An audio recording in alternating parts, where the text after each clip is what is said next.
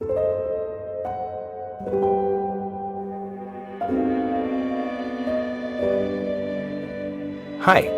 my name is Nicholas Casey, and I'm a staff writer at the New York Times Magazine, based in Madrid. There's a man whose name almost everyone knows in Spain, and that man just happens to be a spy. His influence reaches back to Francisco Franco, the former nationalist dictator whose secret police was where he started his career in the 1970s. He worked as an intelligence officer for years, until he got busted for money laundering in 2017. When the police raided his home, they found something that would rattle Spanish society for years to come. A huge trove of tapes. Buenos días. Sí, soy el comisario Villarejo. Thousands of hours of secret audio recordings of Spain's most powerful people spanning decades. Pues sí, ya he hablado con él, el decano Villarejo. Gracias. There's a recording of a judge talking about granting a favor to a well-known arms trafficker. There's another recording involving the former lover of the ex-king of Spain, Juan Carlos, talking about the king's alleged secret bank accounts in Switzerland. Están haciéndome la guerra porque yo no quiero, I don't want to commit a crime. These tapes have caused scandal after scandal in Spain. And the man pressing the record button was José Manuel Villarejo, also known here as the King of the Sewers. Since the time of Franco, who took power in the era of Hitler and Mussolini, Spaniards have whispered about this concept of sewers. They don't mean literal drainage. They're talking about a shadow state or a deep state, a whole network of people who run the country from behind the scenes. That includes military personnel, certain judges, some well-connected businessmen, and of course, the people running the spy agency. Villarejo, because he was in contact with all these people, was able to record everybody. And as these tapes have trickled out, the country has watched as some of the biggest names in Spain have had to come out and explain why they were on these tapes and what they said. And for that reason, Villarejo has become one of the most notorious people in the country right now. He is also a relic of Spain's long dictatorial past, of a time when it was okay to tap people's phone lines or to lock up political dissenters. In many ways, he's sort of a dinosaur still walking this earth from a time when Spain was a very, very different country from what it is today. A few months ago, I got a mysterious message from someone asking if I'd like to meet Villarejo. Villarejo was reaching the end of his trial, and it looked like he was going to go back to jail for a number of years. He wanted to tell his side of the story about how he got the tapes. And so I headed out to the suburbs of Madrid where he lives. And the Sunday read you'll hear is based on what I learned. So here's my story, The Spy Who Called Me, read by Anthony Ray Perez.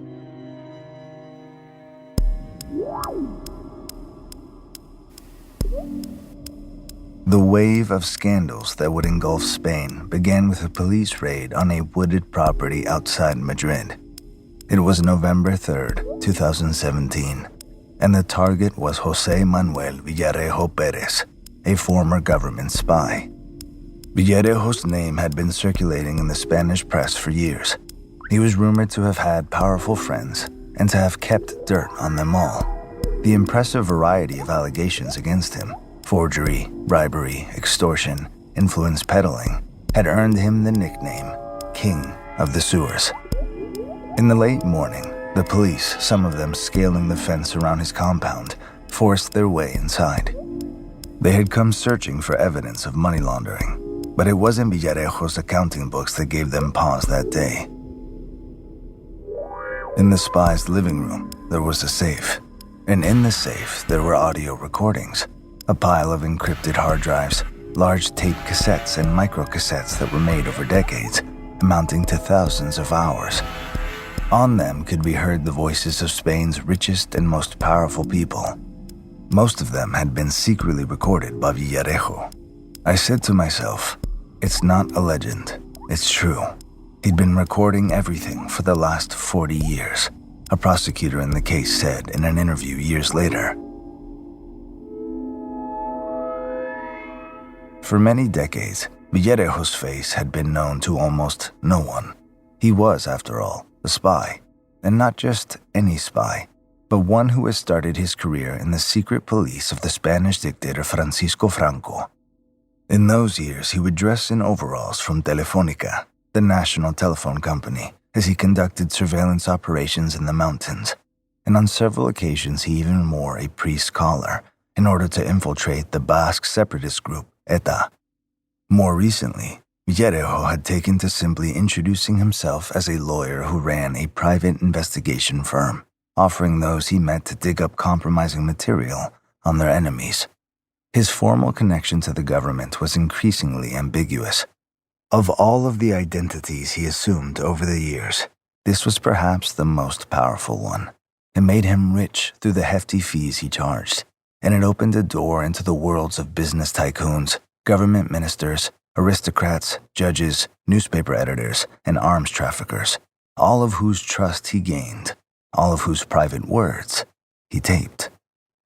Villarejo was handcuffed and taken to Madrid, but as he sat in jail awaiting trial, the question left hanging over Spain was this: what happens to a country's secrets when they have all been recorded by one man? And what happens when that man finds himself suddenly backed into a corner? The answer, it seemed, came the next year, as tapes began leaking to the press. There was the tape of Spain's then Justice Minister, the woman overseeing the court system that would try Villarejo, overheard using a slur for gay people. There was the tape of the judge in Villarejo's case considering whether to grant a favor to an arms dealer. There were tapes of the former deputy leader of a major political party, of a bank executive, of a prominent Spanish lawyer who was helping Julian Assange.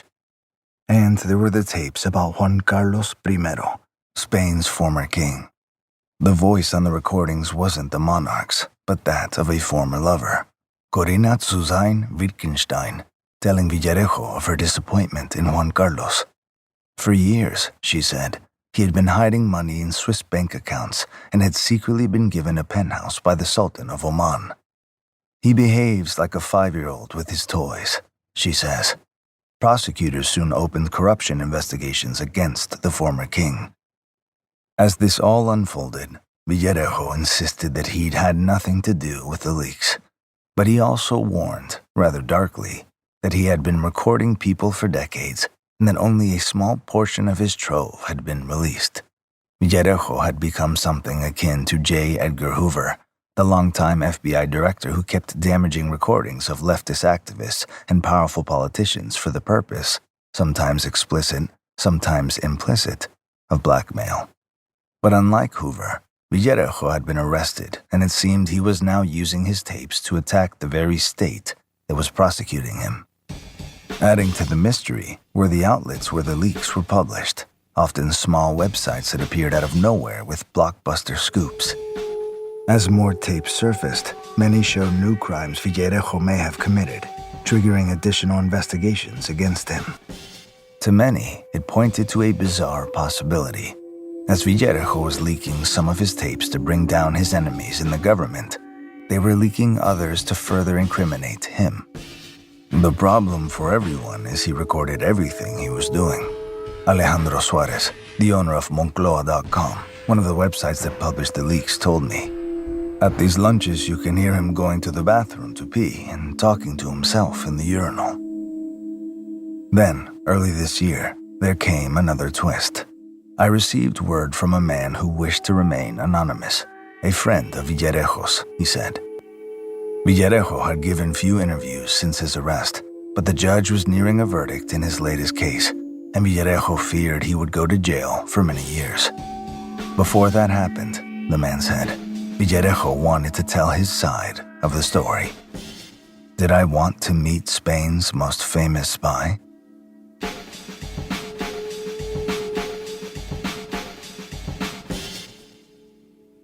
Villarejo suggested we meet at a steakhouse a short drive from his home on a cold day in January. Without a disguise, he looks quite ordinary. a portly 71-year-old with white stubble on his face, a bald head, and a baritone laugh. He has a penchant for curse words and stories that end with off-color jokes. But before we got very far into our conversation, I needed to interrupt him. "Are you recording us right now?" I asked. His banter stopped, and for a moment, he looked offended. He wasn't recording me, he said, with the insistence of someone who had never recorded someone without their previous consent. In fact, he worried that he was being recorded by someone, by way of a phone tap. The idea seemed plausible. Villarejo has countless enemies in Spain, and yet this kind of role reversal is exactly the thing you expect from a man who spent his career trafficking in information. When people call Villarejo the king of the sewers, el rey de las cloacas, they're referring not to literal sewers but to a shadow state or deep state that, many say, has pulled levers of power in the country since the time of Franco, the nationalist dictator who took power in the same era as Adolf Hitler and Benito Mussolini. But unlike them, he ruled his country until 1975, in a decades-long dictatorship whose ghosts remain easy to spot to this day.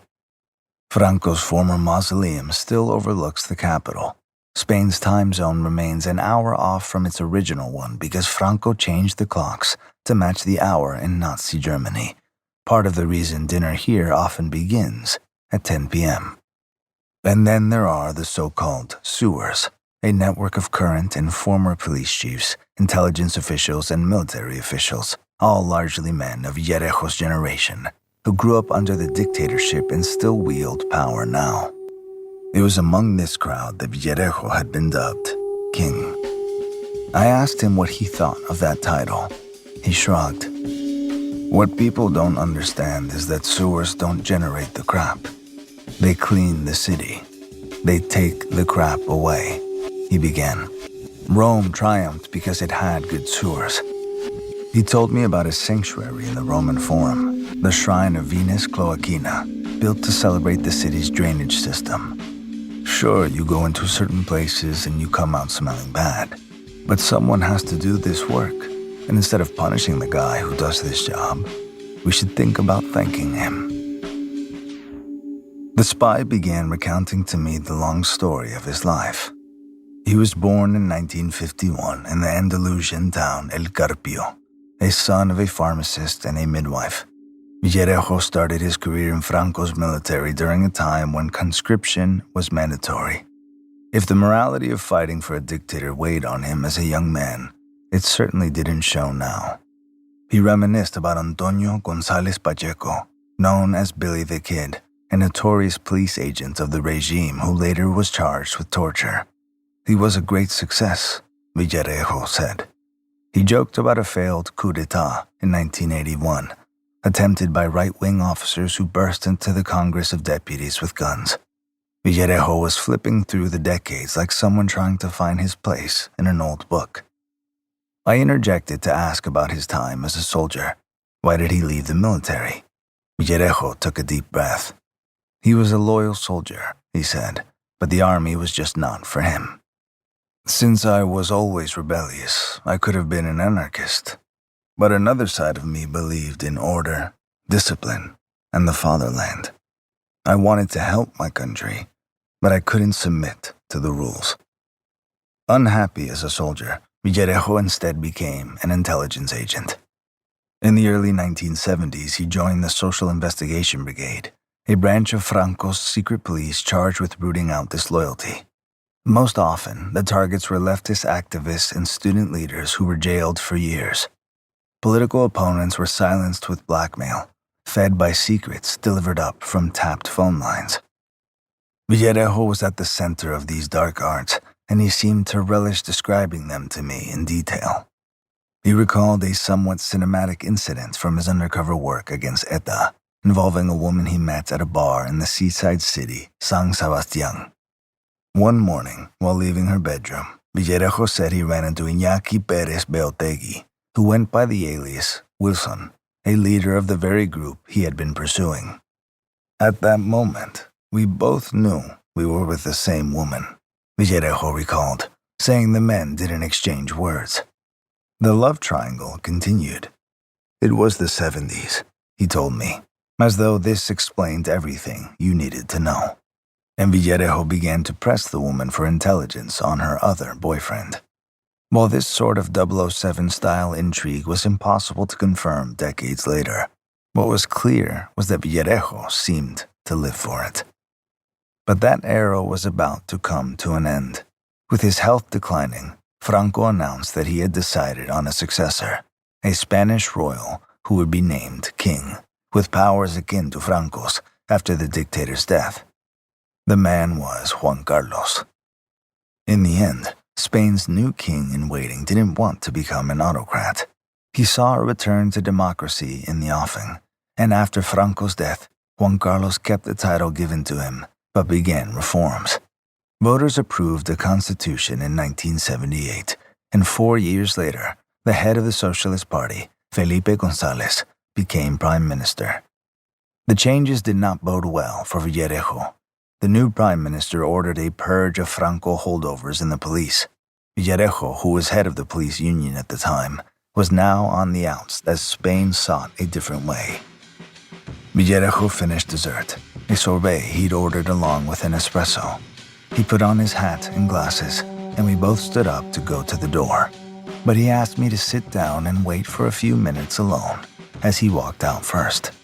It was very likely that his former intelligence colleagues were following him, he said, and he didn't want to be seen leaving with a journalist. He added that I, too, should keep a low profile in the coming weeks, because if I wanted to write about him, these same people would want to interfere. "You'll see," he said as he ducked out. "I know how these things work. Remember that people called me the king of the sewers."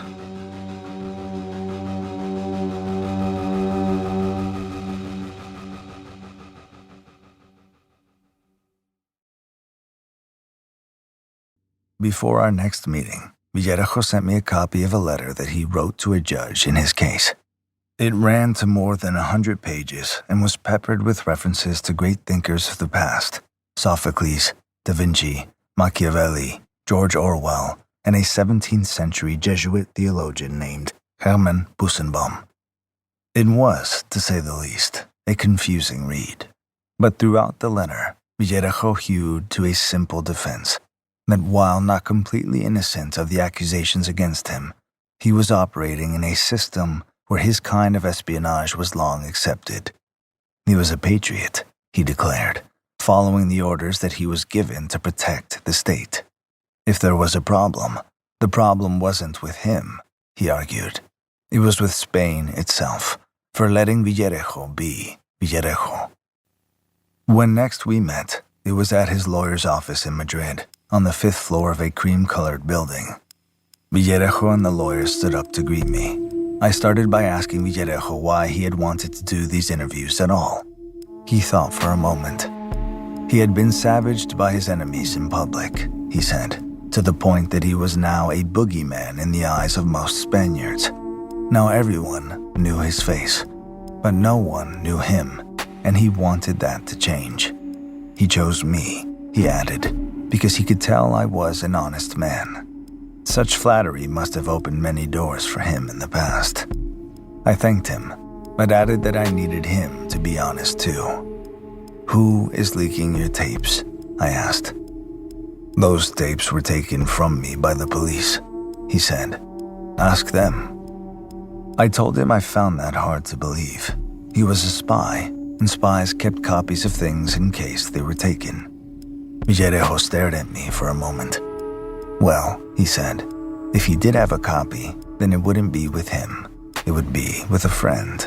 And the friend," he said, "would need to be in another country and under very strict instructions not to release the tapes unless Villarejo personally traveled abroad to give him instructions to do so. Because he wasn't allowed to leave the country currently, there would be no way he could be behind the leaks." We weren't getting far with the tapes. Villarejo told me that after he left the police, he set up a private investigation firm. One of his first accounts involved the Church of Scientology. which Villarejo told me was worried about imposters using its branding without permission. Villarejo sent investigators to take seminars offered by rogue Scientologists in various Spanish cities, and church lawyers followed up threatening legal action. A 1990 article published in the Spanish newspaper ABC mentions a trial in which Villarejo and church members were accused of framing one of the uncooperative Scientology imposters for a robbery by coercing a recovering drug addict to falsely implicate him. The group was later acquitted. Scientology officials were so impressed by his work, he claimed, that they flew him to Los Angeles to attend a gathering of top church members, where Villarejo says he briefly met John Travolta. The Church of Scientology says it has no record of Villarejo attending such an event.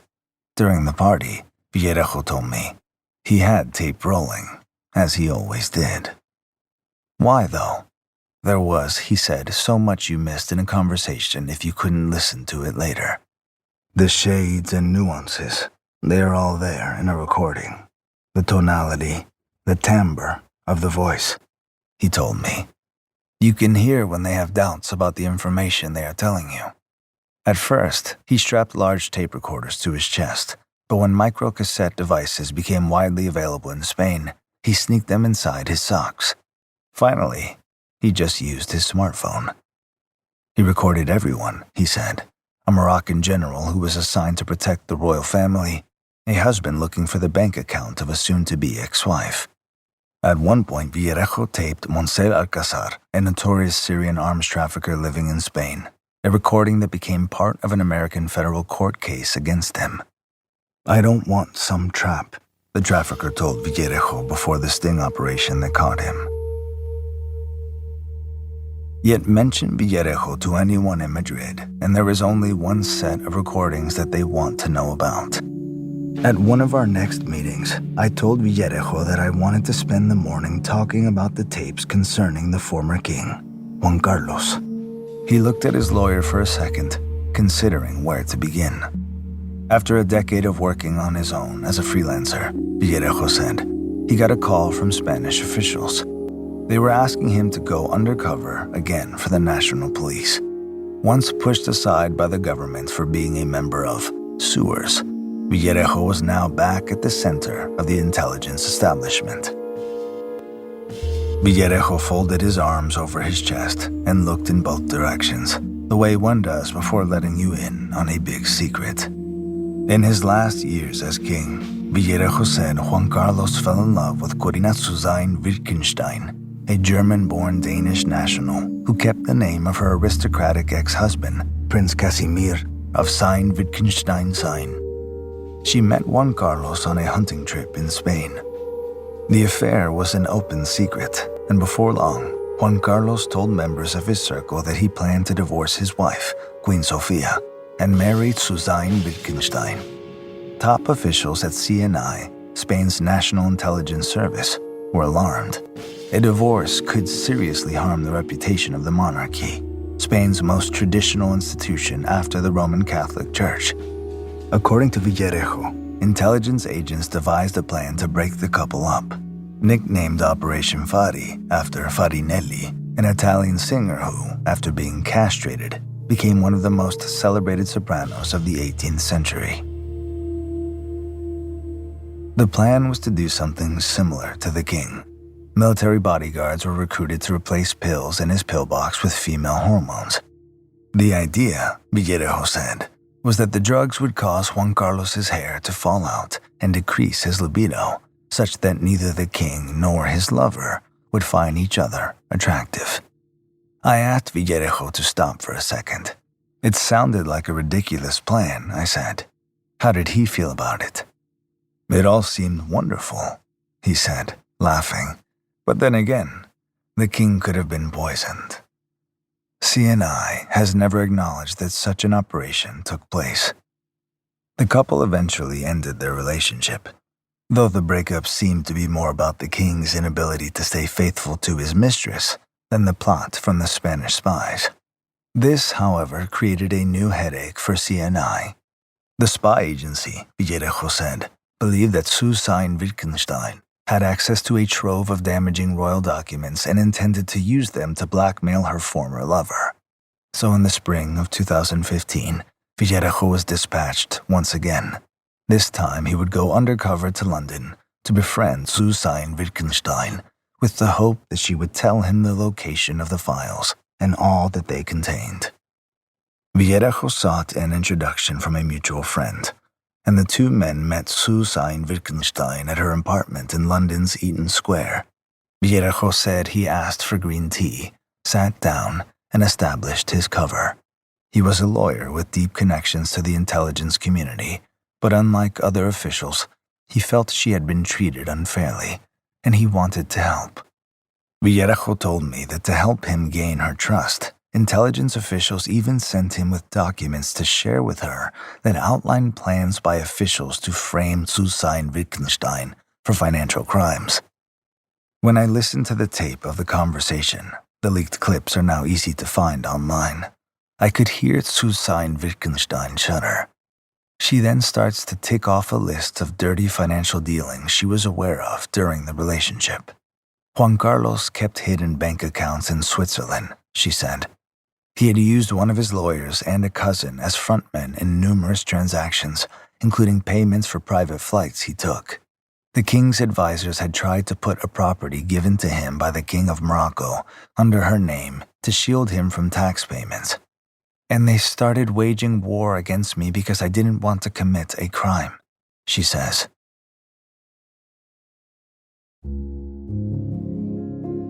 Villarejo and Susanne Wittgenstein met again the next year in London.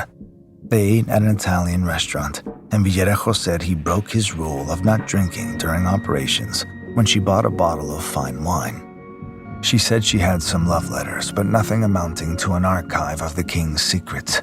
Villarejo kept pushing, but Susanne Wittgenstein kept returning to her frustration about her relationship with the former king. She had truly wanted this man, Villarejo told me. I think she was really in love with him. Whether the former king's former lover really did have compromising documents remains unknown, but what's clear is this. The operation to protect the monarchy backfired in 2018 when the tapes began to leak and prosecutors opened multiple investigations into the former king's activities, including for tax fraud. In 2020, Juan Carlos I announced that he was abandoning his country.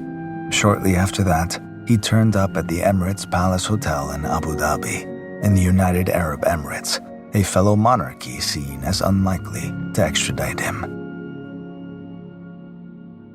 As I continued to report on Villarejo, I kept thinking of his parting words after our first meeting near his home. That having spent so long practicing the dark arts of intelligence in Spain, he was certain that the country's powers that be would try to interfere with the article about him that I was writing. I dismissed it as bluster at the time. I remembered a well-connected editor in Madrid telling me once that for every truth Villarejo offered, he also had 5 lies. Then came a message from José Bautista, my researcher in Madrid. Someone had just sent him a file filled with dozens of unpublished Villarejo audio recordings. I had told Bautista that I was meeting with the spy, but gave him strict orders not to tell anyone else, and he had kept to them. I asked him who he thought had sent the files. It wasn't clear, he said, but the source seemed to be someone close to Spain's intelligence service who did not like Villarejo. I hadn't contacted anyone in Spanish intelligence yet about the story. It all seemed like a strange coincidence. In the end, we found no blockbuster in the dump of recordings. We listened to dozens of tapes, some just a few minutes in length, others lasting for hours. They were muffled, largely undated, and came with little context. We weren't the first journalists to receive part of Villarejo's vast archive and realize the fundamental truth about it. He recorded everything, and much of it is of little interest. But the source had also sent a copy of a handwritten daily agenda of Villarejo's with the names and dates for many meetings. The agenda book was more useful, offering a way to cross-reference many of the meetings Villarejo claimed to have had. There was one part of Villarejo's tale that I couldn't seem to confirm anywhere. Operation Fadi, the attempt to drug the king. The plan seemed just too far-fetched, too much like the CIA's proposed plan to depose Fidel Castro by first making his beard fall out. The only person I knew who might have answers was Susanne Wittgenstein herself. This April, after several requests, she agreed to meet, and I flew to London. On a rainy Tuesday afternoon, she welcomed me into her house, inviting me to sit at the same table where she met years before with Villarejo. Her life was filled with legal battles now, she said. She had testified in one of Villarejo's cases and had her own lawsuit against Juan Carlos, who she said had sent other intelligence officials to harass her. The former head of the intelligence agency, Félix Sanz Roldan, once threatened her and her children's lives, she said. Sanz Roldan told me he didn't want to talk about it, but told a court he hadn't threatened them. Juan Carlos's personal lawyer, Javier Sánchez Junco, told me of his client's ex-girlfriend that 99% of what she says is false. He pointed out that Juan Carlos had settled his tax problems with the Spanish government by paying back taxes, and all investigations against him there had been closed. Finally, I asked her if she recalled anything about the king's hair falling out. She did. Juan Carlos, she said, was the first to suspect that someone was tampering with his medication after the couple noticed that his face was starting to bloat. Susanne Wittgenstein said she eventually flew a doctor in from France to examine Juan Carlos. The doctor also looked at his medicine box and found suspicious pills. The couple had suspected Spain's intelligence agency was behind the plot, but had no evidence that could prove it. I asked how she felt about having been lied to by Villarejo. She said it was a betrayal, and that she found it odd that so many in the country had all worked with the same dirty spy. Villarejo shows that they're stuck in the modus operandi of Franco, she said. It's still a shady world where nothing is what it appears to be. It's crazy that this could happen in Europe in the 21st century. In one of my last meetings with Villarejo in Madrid, I asked him how he was holding up.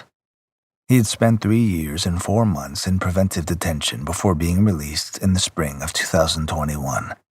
The verdict he was awaiting from the trial last September, which he assumed would not be in his favor, was on charges of bribery, influence peddling, and disclosure of non-state secrets. It could put him behind bars for as many as 20 years. Villarejo had won some legal battles, including a defamation case that went to trial in 2021, and prosecutors have dropped a dozen other investigations. But more than 30 investigations into additional allegations of bribery and influence peddling, as well as embezzlement of public funds, falsifying documents, criminal conspiracy, and threatening a dermatologist with a knife on behalf of one of his clients, remain. Villarejo could be defending himself the rest of his life. For the moment, he said, he was spending most of his days back at home, meditating and listening to Monteverdi and Boccherini. I tried to imagine Villarejo meditating in a Spanish jail at the end of a long prosecution.